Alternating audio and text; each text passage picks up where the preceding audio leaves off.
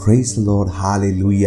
തേനിനെക്കാട്ടിലും തേൻ കട്ടയെക്കാട്ടിലും മാധുര്യമേറിയ ദൈവവചനം നമ്മുടെ കൈകളിൽ തന്ന ദൈവപരിശുദ്ധാത്മാവിന് നന്ദി പറഞ്ഞുകൊണ്ട് ഈ 98-ാം ദിവസം ലേവ്യ പുസ്തകം 8-ാം അധ്യായം, സങ്കീർത്തനങ്ങൾ 98-ാം അധ്യായവും അപ്പോസ്തല പ്രവൃത്തി 9-ാം അധ്യായവും നമുക്ക് വായിക്കാം. ലേവ്യ പുസ്തകം 8-ാം അധ്യായം. യഹോവ പിന്നെയും മോശയോട്, നീ അഹ്റോനെയും അവനോടുകൂടെ അവന്റെ പുത്രന്മാരെയും വസ്ത്രം, അഭിഷേക തൈലം, പാപയാഗത്തിനുള്ള കാള, 2 ആട്ടുകൊറ്റന്മാർ, കൊട്ടയിൽ പുളിപ്പില്ലാത്ത അപ്പം എന്നിവയുമായി കൊണ്ടുവരികയും സഭയെ മുഴുവനും സമാഗമന കൂടാരത്തിന്റെ വാതിക്കൽ കൂട്ടുകയും ചെയ്യുക എന്ന് കൽപ്പിച്ചു. യഹോവ തന്നോട് കൽപ്പിച്ചതുപോലെ മോശ ചെയ്തു. സഭ സമാഗമന കൂടാരത്തിന്റെ വാതിക്കൽ വന്നുകൂടി. മോശ സഭയോട്, യഹോവ കൽപ്പിച്ച കാര്യം ഇതാകുന്നു എന്ന് പറഞ്ഞു. മോശ അഹ്റോനെയും പുത്രന്മാരെയും അടുക്കൽ വരുത്തി അവരെ വെള്ളം കൊണ്ട് കഴുകി. അവനെ ഉള്ളങ്കി ഇടുവിച്ച്, നടുക്കെട്ട് കെട്ടിച്ച്, അങ്കി ധരിപ്പിച്ച്, ഏഫോദ് ഇടുവിച്ച്, ഏഫോദിന്റെ ചിത്രപ്പണിയായ നടുക്കെട്ട് കെട്ടിച്ച് അതിനാൽ അത് മുറുക്കി. അവനെ പതക്കം ധരിപ്പിച്ചു. പതക്കത്തിൽ ഉറീമും തുമ്മീമും വെച്ചു. അവന്റെ തലയിൽ മുടി വെച്ചു. മുടിയുടെ മേൽ മുൻവശത്ത് വിശുദ്ധ കിരീടമായ പൊൻപട്ടം വെച്ചു. യഹോവ മോശയോട് കൽപ്പിച്ചതുപോലെ തന്നെ മോശ അഭിഷേക തൈലം എടുത്ത് കൂടാരവും അതിലുള്ളതൊക്കെയും അഭിഷേകം ചെയ്ത് ശുദ്ധീകരിച്ചു.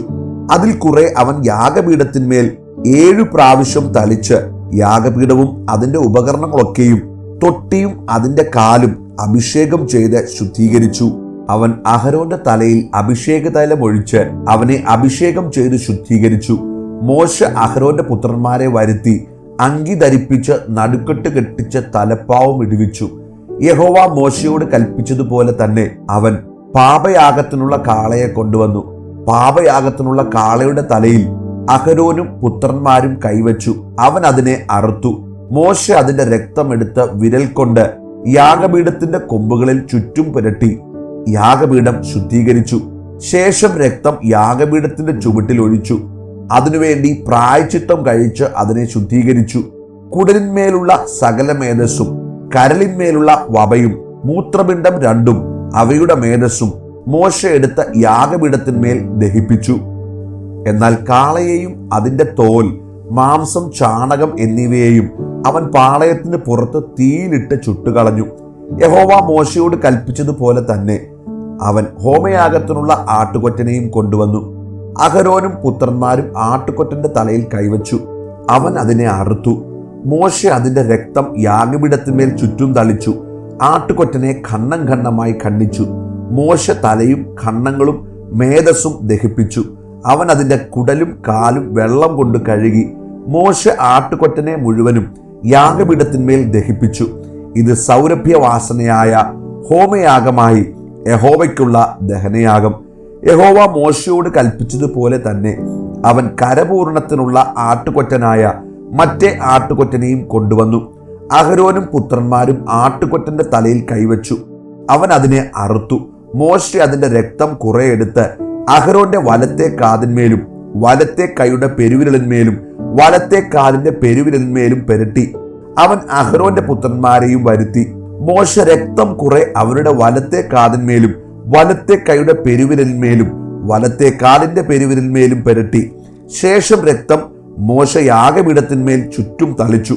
മേധസ്സും തടിച്ച വാലും കുടലിന്മേലുള്ള സകല മേധസ്സും കരളിന്മേലുള്ള വപയും മൂത്രപിണ്ഡവും 2 അവയുടെ മേധസ്സും വലത്തെ കൈക്കുറുക്കും അവനെടുത്തു.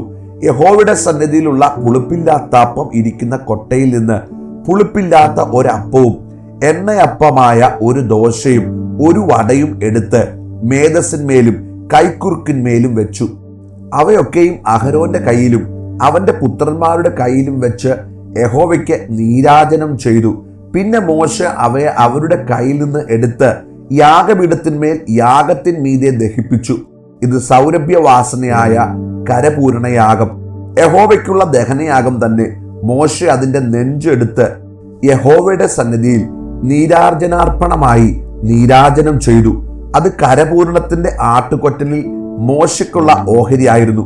യഹോവ മോശയോട് കൽപ്പിച്ചതുപോലെ തന്നെ മോശ അഭിഷേക തൈലവും യാഗപീഠത്തിന്മേലുള്ള രക്തവും കുറേശ്ശെ എടുത്ത് അഹരോന്റെ മേലും അവന്റെ വസ്ത്രത്തിന്മേലും അവന്റെ പുത്രന്മാരുടെ മേലും പുത്രന്മാരുടെ വസ്ത്രത്തിന്മേലും തളിച്ചു. അഹരോനെയും അവന്റെ വസ്ത്രത്തെയും അവന്റെ പുത്രന്മാരെയും പുത്രന്മാരുടെ വസ്ത്രങ്ങളെയും ശുദ്ധീകരിച്ചു. അഹരോനോടും അവന്റെ പുത്രന്മാരോടും മോശെ പറഞ്ഞത് എന്തെന്നാൽ, മാംസം നിങ്ങൾ സമാഗമന കൂടാരത്തിന്റെ വാതിക്കൽ വെച്ച് പാകം ചെയ്ത് അഹരോനും പുത്രന്മാരും അത് തിന്നണമെന്ന് എനിക്ക് കൽപ്പന ഉണ്ടായതുപോലെ അവിടെ വെച്ച് അത് കരപൂരണത്തിന്റെ കൊട്ടയിൽ ഇരിക്കുന്ന അപ്പവും തിന്നുവിൻ. മാംസത്തിലും അപ്പത്തിലും ശേഷിക്കുന്നത് നിങ്ങൾ തീയിലിട്ട് ചുട്ടുകളയണം. നിങ്ങളുടെ കരപൂരണ നാൾ തികയുവോളം നിങ്ങൾ 7 ദിവസത്തേക്ക് സമാഗമന കൂടാരത്തിന്റെ വാതിൽ വിട്ട് പുറത്തു പോകരുത്. 7 ദിവസം അവൻ നിങ്ങൾക്ക് കരപൂരണം ചെയ്യും.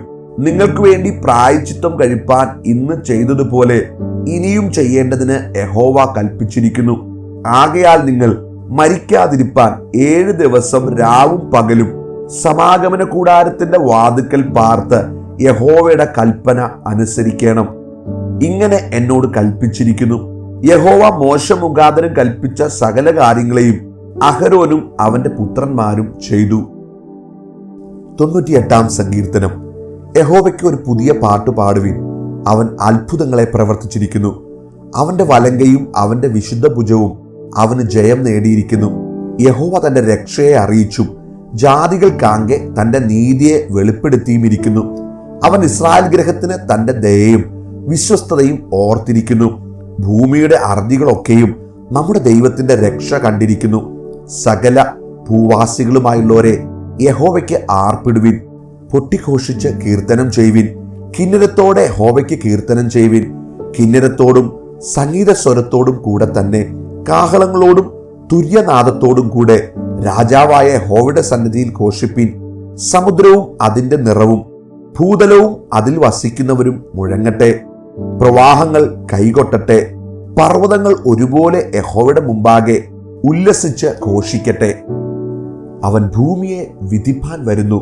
ഭൂലോകത്തെ നീതിയോടും ജാതികളെ നേരോടും കൂടെ വിധിക്കും. അപ്പോസ്തല പ്രവൃത്തി 9-ാം അധ്യായം. ശൗൽ കർത്താവിന്റെ ശിഷ്യന്മാരുടെ നേരെ ഭീഷണിയും കൊലയും നിശ്വസിച്ചുകൊണ്ട് മഹാപുരോഹിതന്റെ അടുക്കൽ ചെന്നു. ദമസ്കോസിൽ ഈ മാർഗക്കാരായ വല്ല പുരുഷന്മാരെയോ സ്ത്രീകളെയോ കണ്ടാൽ അവരെ പിടിച്ചുകെട്ടി യെരുശലേമിലേക്ക് കൊണ്ടുവരുവാൻ തക്കവണ്ണം അവിടുത്തെ പള്ളികൾക്ക് അവനോട് അധികാരപത്രം വാങ്ങി അവൻ പ്രയാണം ചെയ്ത് ദമസ്കോസിന് സമീപിച്ചപ്പോൾ പെട്ടെന്ന് ആകാശത്തു നിന്ന് ഒരു വെളിച്ചം അവന്റെ ചുറ്റും മിന്നി. അവൻ നിലത്തു വീണു. ശൗലേ, ശൗലേ, നീ എന്നെ ഉപദ്രവിക്കുന്നത് എന്ത് എന്ന് തന്നോട് പറയുന്ന ഒരു ശബ്ദം കേട്ടു. നീ ആരാകുന്നു കർത്താവേ എന്ന് അവൻ ചോദിച്ചതിന്, നീ ഉപദ്രവിക്കുന്ന യേശുവാകുന്നു ഞാൻ. നീ എഴുന്നേറ്റ് പട്ടണത്തിൽ ചെല്ലുക, നീ ചെയ്യേണ്ടുന്നത് അവിടെ വെച്ച് നിന്നോട് പറയുമെന്ന് അവൻ പറഞ്ഞു. അവനോടുകൂടെ പ്രയാണം ചെയ്ത പുരുഷന്മാർ ശബ്ദം കേട്ടുവെങ്കിലും ആരെയും കാണാതെ മരവിച്ചു നിന്നു. ശൗൽ നിലത്തുനിന്ന് എഴുന്നേറ്റ് കണ്ണു തുറന്നാറെ ഒന്നും കണ്ടില്ല. അവർ അവനെ കൈക്കു പിടിച്ച് ദമസ്കോസിൽ കൂട്ടിക്കൊണ്ടുപോയി. അവൻ 3 ദിവസം കണ്ണു കാണാതെയും തിന്നുകയോ കുടിക്കുകയോ ചെയ്യാതെ ഇരുന്നു. എന്നാൽ അനന്യാസ് എന്നൊരു ശിഷ്യൻ ദമസ്കോസിൽ ഉണ്ടായിരുന്നു. അവനെ കർത്താവ് ഒരു ദർശനത്തിൽ അനന്യാസേ എന്ന് വിളിച്ചു. കർത്താവേ, അടിയനിതാ എന്ന് അവൻ വിളി കേട്ടു. കർത്താവ് അവനോട്, നീ എഴുന്നേറ്റ് നേർവീതി എന്ന തെരുവിൽ ചെന്ന് യൂദയുടെ വീട്ടിൽ തർസോസുകാരനായ ശൗൽ എന്നു പേരുള്ളവനെ അന്വേഷിക്ക, അവൻ പ്രാർത്ഥിക്കുന്നു. അനന്യാസ് എന്നൊരു പുരുഷൻ അകത്തു വന്ന് താൻ കാഴ്ച പ്രാപിക്കേണ്ടതിന് തന്റെ മേൽ കൈവയ്ക്കുന്നത് അവൻ കണ്ടിരിക്കുന്നു എന്ന് കൽപ്പിച്ചു.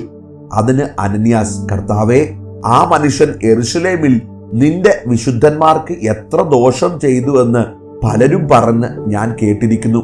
ഇവിടെയും നിന്റെ നാമത്തെ വിളിച്ചപേക്ഷിക്കുന്നവരെയൊക്കെയും പിടിച്ചു കെട്ടുവാൻ അവന് മഹാപുരോഹിതന്മാരുടെ അധികാരപത്രം ഉണ്ട് എന്ന് ഉത്തരം പറഞ്ഞു. കർത്താവ് അവനോട്, നീ പോക, അവൻ എന്റെ നാമം ജാതികൾക്കും രാജാക്കന്മാർക്കും ഇസ്രായേൽ മക്കൾക്ക് മുമ്പിൽ വഹിപ്പാൻ ഞാൻ തിരഞ്ഞെടുത്തിരിക്കുന്ന ഒരു പാത്രമാകുന്നു. എന്റെ നാമത്തിനു വേണ്ടി അവൻ എന്തെല്ലാം കഷ്ടം അനുഭവിക്കേണ്ടതാകുന്നു എന്ന് ഞാൻ അവനെ കാണിക്കും എന്ന് പറഞ്ഞു. അങ്ങനെ അനന്യാസ് ആ വീട്ടിൽ ചെന്ന് അവന്റെ മേൽ കൈവച്ചു. ശൗലേ, സഹോദര, നീ കാഴ്ച പ്രാപിച്ച് പരിശുദ്ധാത്മ പൂർണ്ണനാകേണ്ടതിന് നീ വന്ന വഴിയിൽ നിനക്ക് പ്രത്യക്ഷനായ യേശു എന്ന കർത്താവ് എന്നെ അയച്ചിരിക്കുന്നു എന്ന് പറഞ്ഞു. ഉടനെ അവന്റെ കണ്ണിൽ നിന്ന് ചെതുമ്പൽ പോലെ വീണു. കാഴ്ച ലഭിച്ച് അവൻ എഴുന്നേറ്റ് സ്നാനമേൽക്കുകയും ആഹാരം കൈക്കൊണ്ട് ബലം പ്രാപിക്കുകയും ചെയ്തു. അവൻ ദമസ്കോസിലുള്ള ശിഷ്യന്മാരോട് കുറെ നാൾ പാർത്തു. യേശു തന്നെ ദൈവപുത്രൻ എന്ന പള്ളിയിൽ പ്രസംഗിച്ചു. കേട്ടവർ എല്ലാവരും വിസ്മയിച്ചു. യെരൂശലേമിൽ ഈ നാമം വിളിച്ചപേക്ഷിക്കുന്നവർക്ക് നാശം ചെയ്തവൻ ഇവനല്ലയോ? ഇവിടെയും അവരെ പിടിച്ചുകെട്ടി മഹാപുരോഹിതന്മാരുടെ അടുക്കൽ കൊണ്ടുപോകാനല്ലോ വന്നത് എന്ന് പറഞ്ഞു. ശൗലോ മേൽക്കുമേൽ ശക്തി പ്രാപിച്ചു. യേശു തന്നെ ക്രിസ്തു എന്ന് തെളിയിച്ച് ദമസ്കോസിൽ പാർക്കുന്ന യഹൂദന്മാരെ മിണ്ടാതാക്കി. കുറെ നാൾ കഴിഞ്ഞപ്പോൾ യഹൂദന്മാർ അവനെ കൊല്ലുവാൻ ആലോചിച്ചു. ശൗൽ അവരുടെ കൂട്ടുകെട്ട് അറിഞ്ഞു. അവനെ കൊല്ലുവാൻ അവർ രാവും പകലും നഗരഗോപുരങ്ങളിൽ കാവൽ വെച്ചു. എന്നാൽ അവന്റെ ശിഷ്യന്മാർ രാത്രിയിൽ അവനെ ഒരു കൊട്ടയിലാക്കി മതിൽ വഴിയായി ഇറക്കി വിട്ടു. അവൻ യെരൂശലേമിൽ എത്തിയാറെ ശിഷ്യന്മാരോട് ചേരുവാൻ ശ്രമിച്ചു. എന്നാൽ അവൻ ഒരു ശിഷ്യനെന്ന് വിശ്വസിക്കാതെ എല്ലാവരും അവനെ പേടിച്ചു. ബർന്നബാസോ അവനെ കൂട്ടി അപ്പോസ്തലന്മാരുടെ അടുക്കൽ കൊണ്ടുവന്നു. അവൻ വഴിയിൽ വെച്ച് കർത്താവിനെ കണ്ടതും കർത്താവ് അവനോട് സംസാരിച്ചതും ദമസ്കോസിൽ അവൻ യേശുവിന്റെ നാമത്തിൽ പ്രാഗൽഭ്യത്തോടെ പ്രസംഗിച്ചതും എല്ലാം അവരോട് വിവരിച്ചു പറഞ്ഞു. പിന്നെ അവൻ യെരൂശലേമിൽ അവരുമായി പെരുമാറുകയും കർത്താവിന്റെ നാമത്തിൽ പ്രാഗൽഭ്യത്തോടെ പ്രസംഗിക്കുകയും ചെയ്തു പോന്നു. യവന ഭാഷക്കാരായ യഹൂദന്മാരോടും അവൻ സംഭാഷിച്ചു തർക്കിച്ചു. അവരോ അവനെ കൊല്ലുവാൻ വട്ടം കൂട്ടി. സഹോദരന്മാർ അത് അറിഞ്ഞ് അവനെ കൈസരിലേക്ക് കൂട്ടിക്കൊണ്ടുപോയി അവിടെ നിന്ന് തർസോസിലേക്ക് അയച്ചു. അങ്ങനെ യഹൂദ്യ, ഗലീല, ശമരിയ എന്നീ ദേശങ്ങളിലൊക്കെയും സഭയ്ക്ക് സമാധാനമുണ്ടായി. അത് ആത്മീയവർധന പ്രാപിച്ചും കർത്താവിനോടുള്ള ഭക്തിയിലും പരിശുദ്ധാത്മാവിന്റെ പ്രബോധനയിലും നടന്നും പെരുകിക്കൊണ്ടിരുന്നു. പത്രോസ് എല്ലായിടവും സഞ്ചരിക്കയിൽ ലുർദയിൽ പാർക്കുന്ന വിശുദ്ധന്മാരുടെ അടുക്കലും ചെന്നു. അവിടെ പക്ഷപാതം പിടിച്ച് 8 സംവത്സരമായി കിടപ്പിലായിരുന്ന ഐനയാസ് എന്നു പേരുള്ളൊരു മനുഷ്യനെ കണ്ടു. പത്രോസ് അവനോട്, ഐനയാസേ, യേശുക്രിസ്തു നിന്നെ സൗഖ്യമാക്കുന്നു. എഴുന്നേറ്റ് താനായി തന്നെ കിടക്ക വിരിച്ചുകൊള്ളുക എന്ന് പറഞ്ഞു. ഉടനെ അവൻ എഴുന്നേറ്റു. ലുർദയിലും ഷാരോനിലും പാർക്കുന്നവർ എല്ലാവരും അവനെ കണ്ട് കർത്താവിങ്കിലേക്ക് തിരിഞ്ഞു. യോപ്പയിൽ പേടമാൻ എന്നർത്ഥമുള്ള തബീത എന്നു പേരുള്ള ഒരു ശിഷ്യ ഉണ്ടായിരുന്നു. അവൾ വളരെ സൽപ്രവൃത്തികളും ധർമ്മങ്ങളും ചെയ്തു പോന്നവളായിരുന്നു. ആ കാലത്ത് അവൾ ദീനം പിടിച്ചു മരിച്ചു. അവർ അവളെ കുളിപ്പിച്ച് ഒരു മാളിക മുറിയിൽ കിടത്തി. ലുർദ യോപ്പയ്ക്ക് സമീപമാകയാൽ പത്രോസ് അവിടെ ഉണ്ടെന്ന് ശിഷ്യന്മാർ കേട്ടു. നീ താമസിയാതെ ഞങ്ങളുടെ അടുക്കലോളം വരണമെന്ന് അപേക്ഷിപ്പാൻ 2 ആളെ അവന്റെ അടുക്കൽ അയച്ചു. പത്രോസ് എഴുന്നേറ്റ് അവരോടുകൂടെ ചെന്നു. എത്തിയപ്പോൾ അവർ അവനെ മാളിക മുറിയിൽ കൊണ്ടുപോയി. അവിടെ വിധവമാർ എല്ലാവരും കരഞ്ഞും കൊണ്ട് തബീത തങ്ങളോടുകൂടെ ഉള്ളപ്പോൾ ഉണ്ടാക്കിയ കുപ്പായങ്ങളും ഉടുപ്പുകളും കാണിച്ചുകൊണ്ട് അവന്റെ ചുറ്റും നിന്നു.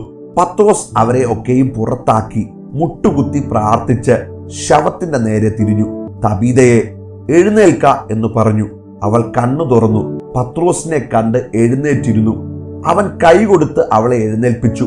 വിശുദ്ധന്മാരെയും വിധവമാരെയും വിളിച്ച് അവളെ ജീവനുള്ളവളായി അവരുടെ മുമ്പിൽ നിർത്തി.